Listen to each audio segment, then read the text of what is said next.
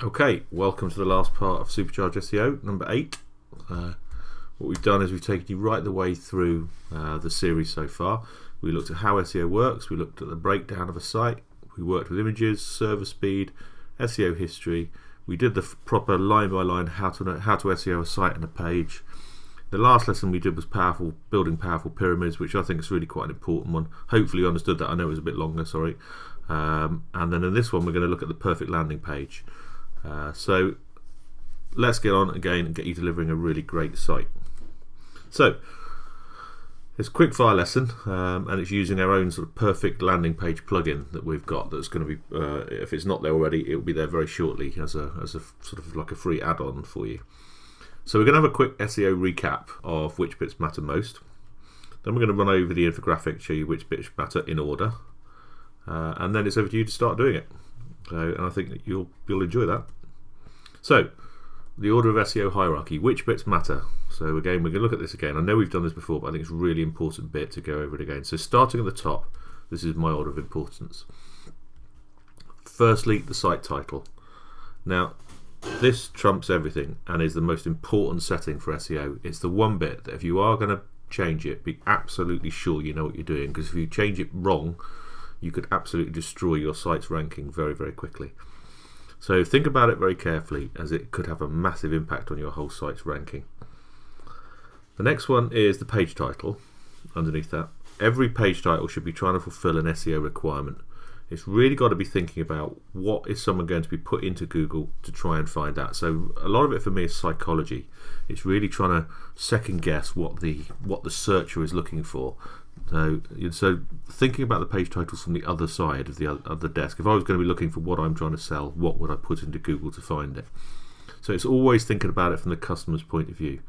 What do they put into Google to find that page? If you look at it that way round, it will actually change the language you use, and I think you'll look at it quite differently. And again, put the most important part first in the page title and the site name at the end. That's a recent change. That's a change over the last sort of couple of years, where it always used to be you had the company name at the front, but definitely company name at the back now, and the search term at the front of the title. Then the next one is the H1 headline tags, which really should back up the page title. They don't need to be identical, there can be a variation of it, but they need to back up the page title. Ideally one per page, but that's not as critical as it used to be. So now you can have one per. A lot of the sites are made up with significant blocks, so if it's made up with 4 separate blocks around the page, you can use 4 separate H1s without really being a problem. Then we've got the URL. I think this is slightly less critical, but it should be simple to read and ideally guessable. Only sort of Amazon and eBay with their massive mega URLs can get away with doing what they do with theirs, but for me this faceted URL structure works best. So it follows a format where it has the site name, then it has the category, then it has the style, then it has the product, then it has the variant. But one of the keys to this is that it needs to be able to be broken down. I come across so many sites where if you knocked it back, say to / category, there would be nothing on there. And that, I think, is a real missed trick. So you need to have a sort of category landing page for each of those pages. It's one of those things that's really easy to get it to rank, so why wouldn't you do it? But I've certainly found quite a lot of success by making sure that there's a page at / category, there's a page at / style, there's a page at / product, obviously. And then you can get through to the individual product. I understand could be on a tab or just a drop down. But the more you can actually use that faceted URL structure, the better it will be. Next comes when we move into the images, it comes the image title and alt text. So this should be descriptive, but get a few keyword variants in too. So again, don't use exactly the same title over and over again, or Google will see that you're keyword jamming. There are only 2 elements of an image that actually appear in the code, but remember the caption, although it doesn't appear in the code, it can appear in the code, might well appear next to it on the page, so Google is looking at that and thinking, yeah. So even if you name an image badly, sometimes if the caption's right, then it can actually start to appear in Google image search as well. So use them wisely. Now file names and alt tags can be named, I always work with a maximum of 60 characters. The file name should use dashes to separate, like that. An alt tag shouldn't have dashes and just read normally.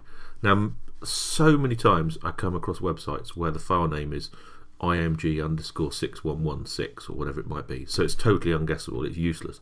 And actually, to be honest, so many times I come across sites where the images are absolutely massive. I've got one which I'm going to cover in another lesson where the page is 64 megabytes, and that's because someone's uploaded a 5,000 pixel image which is 19.1 meg.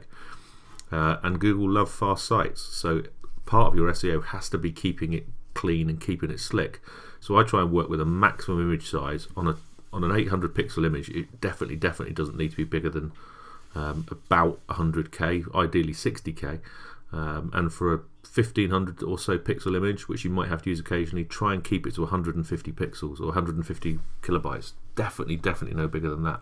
Ideally, I work with a maximum of about 100 kilobytes per image. Then the body copy. Now the bit for SEO on this, remember, is that you need to keep it clear, keep it natural, don't try and jam it with keywords anymore, or you'll fail the quality and readability test. And if it looks like you're trying too hard, then Google won't rank the page. So as we said in lesson 7, there's absolute proof too that more content equals higher ranking. And lots of good content is absolutely critical according to Quicksprout. Remember, the average page that ranks inside the top 10 of Google has as many as 2,000 words on the page, which is a lot. Then internal links. Now this isn't always one of those things that comes up as being an SEO, and it didn't used to be particularly useful, but when you're adding an article, make sure it links to content elsewhere on your site. If it's a standalone page with nowhere else to go, it's unlikely to rank as well as if you put internal links. You improve the user flow through the site. And I am honestly convinced that good internal links are almost as strong as external ones. Now, I think I said it in the last lesson. We had one example where a friend of mine asked about it. We put internal links all over their site, and overall the site traffic lifted by over 30% almost straight away. So it's a really good, simple test, and one that is very easy to change. Next comes social action. If you get lots of social interaction around your page that leads back to your site, it will always rank more highly. Again, earlier on I showed you an example of one where it had been shared on LinkedIn 59 times and Facebook 72 times, and it was ranking just for that, even though there was nothing else going on the page. So when you do have a new page, make sure you work it through Facebook, Twitter, Google+, don't forget Google+, LinkedIn, and in email marketing campaigns to drive that diverse traffic to your site. Really critical on that, so don't forget it. So that's the bit of a recap on that. Now we're going to move on to the perfect landing page infographic, which I think is available to download next to this, so feel free to download that. So we're going to go through this line by line. I just think it's a nice simple graphic. So the first thing to do is start with your HTTPS. Now this was the one that came in absolutely critical as of January 2017.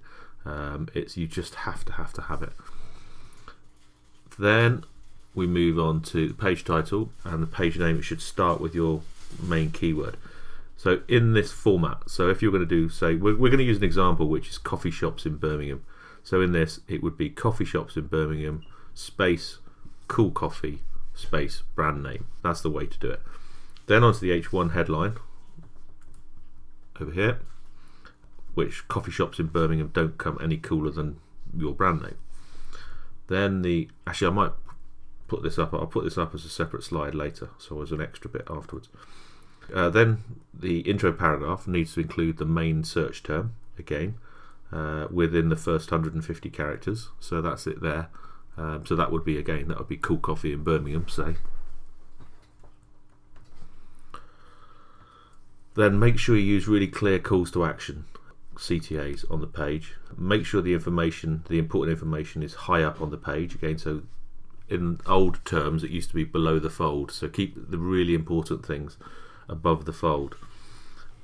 So in the top half of the site, and use a strongly keyworded list if you can. Lists are absolutely fantastic in search as long as they're marked up with Google search snippets, which I'll show you in a couple of slides time as well. Google loves lists, so definitely do this. Then moving to the bottom half of the infographic, then if you can, feed a short video into the home page. Think about the title of this too, ideally from YouTube because it's owned by Google. I happen to think that Vimeo is a nicer site, and as you'll see, all our videos are powered by Vimeo, but that's because it's locked behind the paywall anyway, so we're not trying to SEO these individual pages. Then have a look at, I've done all those. Then have a look at the H2 headings. So you can use one of these for each of the sort of secondary reinforcing sites as well. H2s are the second level of headline. They're really important as well. Not as obviously important as the other things, but worth doing. And finally, make sure that any images all the way through are tagged with search terms and variations around it, and sort of the whole concept of carpet bombing a particular search term. And then the one I just pressed the button on there, the fact that if you've got reviews on your page as well, up to 70% of people will actually check out reviews and ratings and testimonials before making a purchase. And I think elsewhere we're going to be showing a new reviews product we're working with as well. So I'm going to do a review of that product as well. Now, last one in here. This is one where if you put Scariest Rides UK into Google, then you get this list. Now this list comes from one of my blog posts, and it's reasonably out of date actually as well, so it's not as though it's something that's even very current, but I marked it up with schema, and just by doing that it allowed it to appear in this Google search box, or Google snippet. It's something that's often fed from Wikipedia, but if you mark your site up right using schema, then it can appear in here too. So it's a very clever little tool. So again, there's the list at the top, then it's shown there, but also it's actually taken it from this blog down here. So that's it for the perfect landing page. It's simple, it's logical, it can be done by anyone. So we built the page so that the main SEO efforts are put into the most useful areas. And once this was done, then we made sure that the content is properly worked through the Google system to gain relevance and traffic. Content on its own isn't king. Content on its own is a standalone thing. You have to work the content.